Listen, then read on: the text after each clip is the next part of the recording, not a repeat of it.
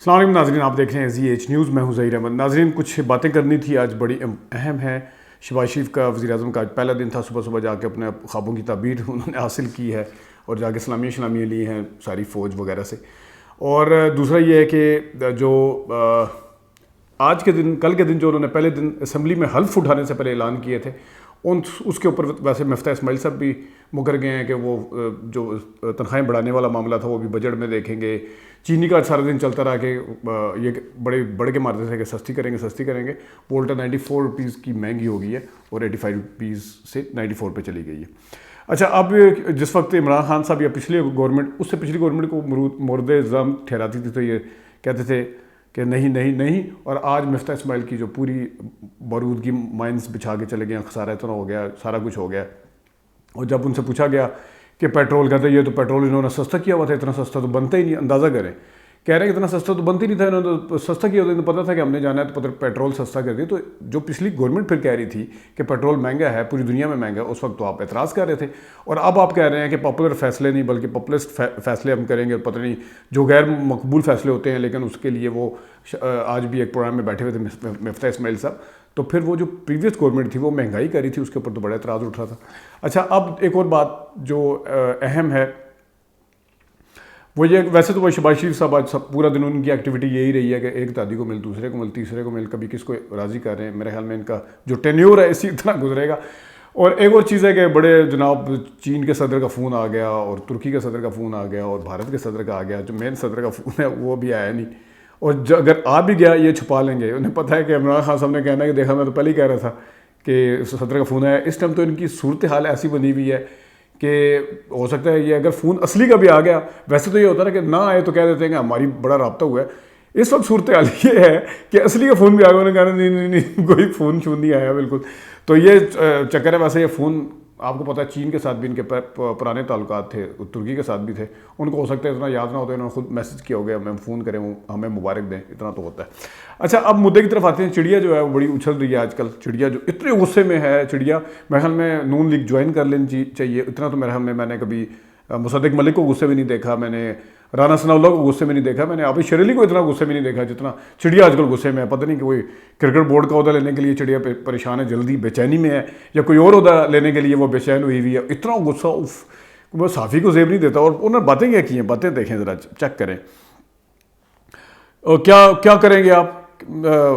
نہیں ہے، ہاں انہوں نے کہا کہ میرے سے لکھوا لیں کہ خان صاحب آئندہ الیکشن جیتو۔ بڑے غصے میں کہا خان صاحب آئندہ الیکشن نہیں جیتیں گے، میرے سے لکھوا لیں، غصے میں کہا ہے۔ کوئی ریشنل اپروچ نہیں تھی اس میں ان کے کہنے میں۔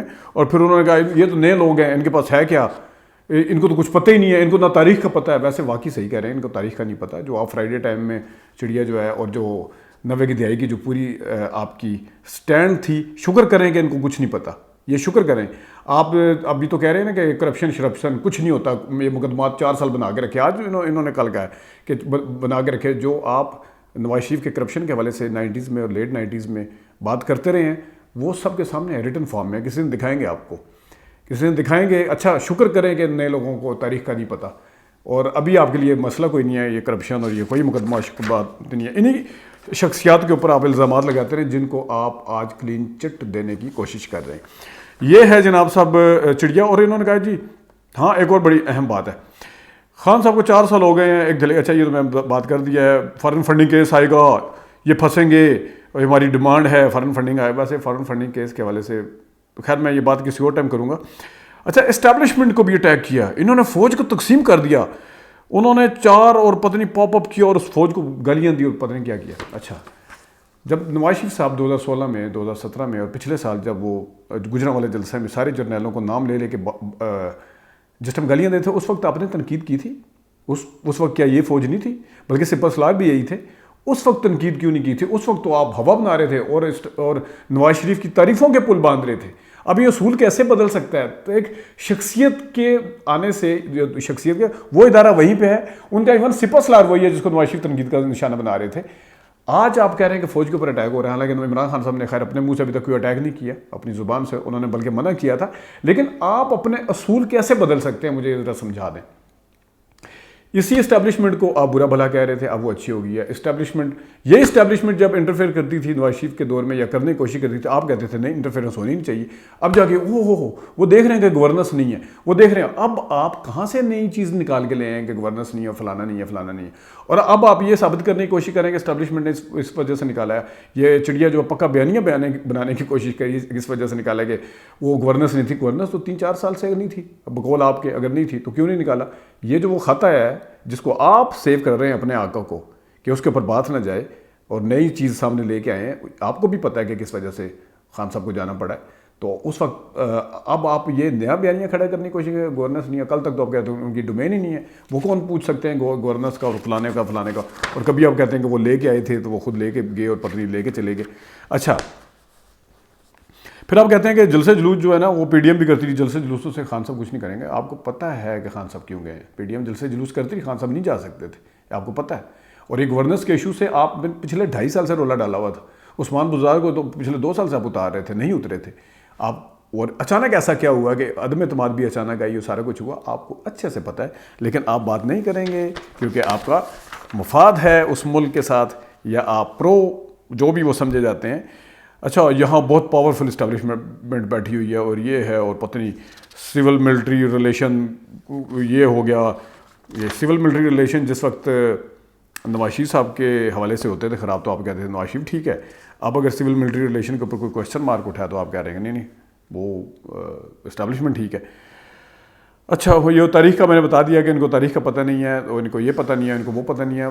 بہرحال جو چیزیں اس وقت بیانیہ نئے سے نے، کل بھی میں نے کہا تھا کہ اس کو 35 پنچر کے ساتھ نہیں جوڑا جا سکتا کیونکہ اس کے اوپر باقاعدہ تینوں نیشنل سیکورٹی کمیٹی میں تینوں نے اپنے بیانات اپنے موقف دیے تھے. اس کو اس کے ساتھ موازنہ نہیں کیا جا سکتا. لیکن ایک چینل جو ہے جیو وہ مسلسل اس کے اوپر ایک بیانیہ کھڑا کرنے کی کوشش کر رہی ہے. اور یہ بالکل عمران خان صاحب کا یہ پی ٹی آئی کا ماننا درست ہے کہ اس کو مینیپولیٹ کریں گے، اس خط کو، اس کو وہ کرنے کی کوشش کریں گے کہ پتہ نہیں کیا ہو گیا. اور سننے میں یہ آ رہا ہے کہ پیپلز پارٹی بھی اتحاد میں نہیں رہنا چاہ رہی.